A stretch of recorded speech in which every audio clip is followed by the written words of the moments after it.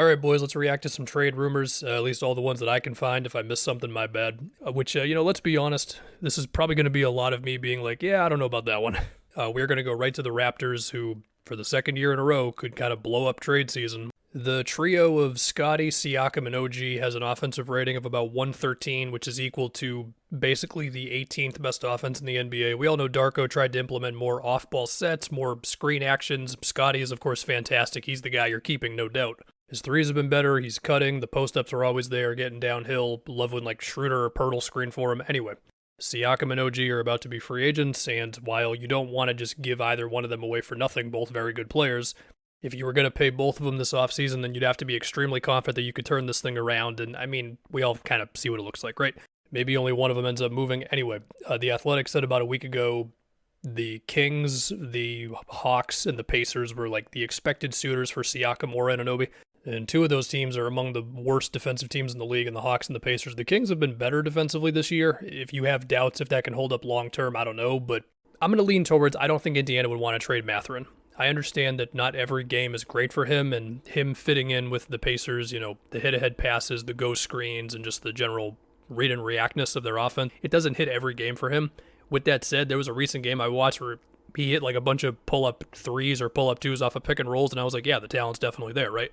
And so I feel like that it wouldn't want to move him. I also don't really think the Pacers would want to move Jarris Walker. So at that point, if you were going to get either Siakam or Anunoby, you have to put money in regardless, but you'd also have to probably include a bunch of picks. And it doesn't seem like it ever really gets there with them. For Atlanta, Jalen Johnson is definitely not moving. And at this point, I would not be shocked to learn if Atlanta was willing to move Capella in some sort of move.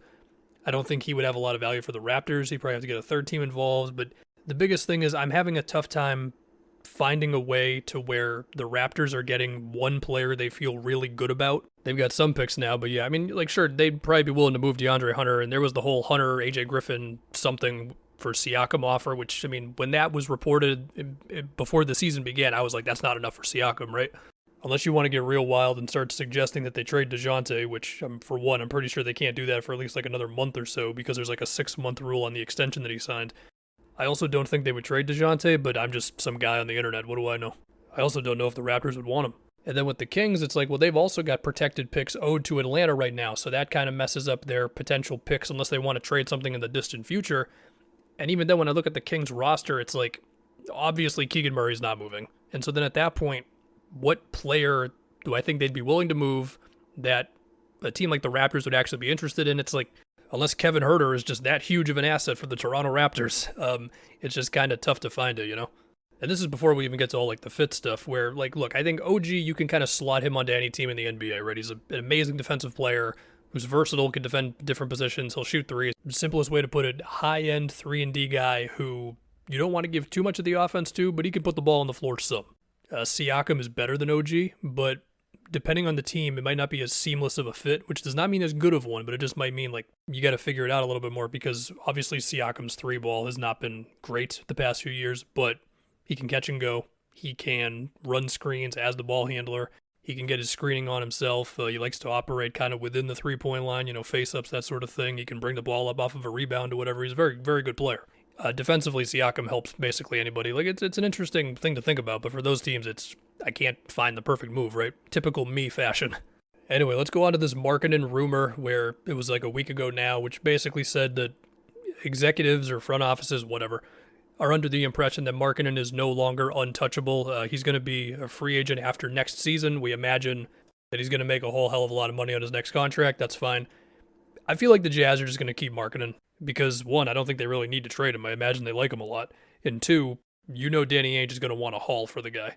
People have brought up the Thunder, and okay, yes, I do think they need more size. I've already said I think they could use a big forward. Markkanen, definitely a big forward. He's 7 feet tall. But a 7-footer who can shoot, put the ball on the floor, still be a help defender for you, with Chet being the main rim protector and all that, get shots created for him by SGA and stuff. Yeah, I totally get it. And then you maintain the 5-out spacing and all that. But again, I don't think the Jazz are going to trade him because I don't think they need to unless he asked out pretty much. John Collins is in the trade rumors again. Shout out to him. Let's go to the Bulls. Kobe White's been cooking lately. Big fan of that for him. LaVine is the most popular guy to talk about right now. I'm going to be honest, and if this ends up blowing up in my face, then okay. I don't believe the Lakers really want Zach LaVine. I just think when you look at the amount of good players they have to move between like D'Lo and Rui just to get the money to work plus picks, I don't think they want to do it. And Rui's been getting minutes again lately.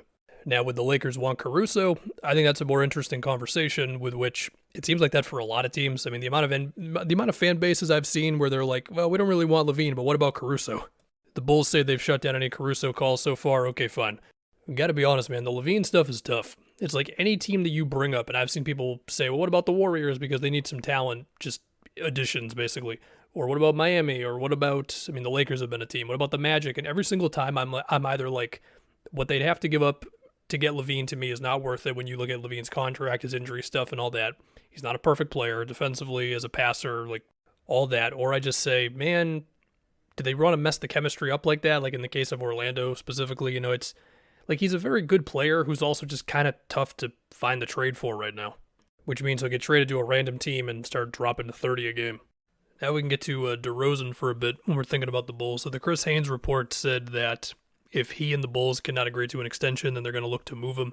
And it's also a similarly awkward thing when trying to find a DeRozan trade where when you think about like the depth the teams might have to give up just to get to his money or whatever, it's tough. I mean, his two preferred destinations, this was a report like a week ago, are the Heat and the Knicks, both of which I think are kind of awkward fits for him. I mean, with Miami, it's like him, Jimmy, and Bam, like none of those three being three-point shooters like that. I know DeRozan's been doing a little bit more from three this year, but still, he's not a three-point guy like that. It's like the talent is certainly there, but you know what I mean? And they've already got heroes, so that makes it a DeRozan pickup also look a little more awkward to me. And then as far as the Knicks, I don't know, like Randall and Brunson already operate with the ball in their hands so much. Like DeMar fitting in with that, like it just doesn't feel ideal. As for Vooch, who is the worst player of the three, basically anybody who just has like an okay situation at center, I think should at least consider Vooch. I'm not saying you have to go for him, but like Vooch is fine. Anyway, let's go to the Warriors now. So they did just make the switch to have Wiggins come off the bench for Pods. And I mean, with Pods, the thing I like the most about him, besides the shot and the handle, is the way he relocates off ball. He screens off ball a good amount. He gets his cutting on off of some of those off ball screens. He can get his cooking on a little bit with like some step backs here and there, or if he's got like a switch on him or whatever. He's a good player, right? However, the thing with the Warriors, man, it's like we don't think, or at least I don't think, that they would trade Clay or Draymond, right? We know the Draymond situation this year. It's just been a mess.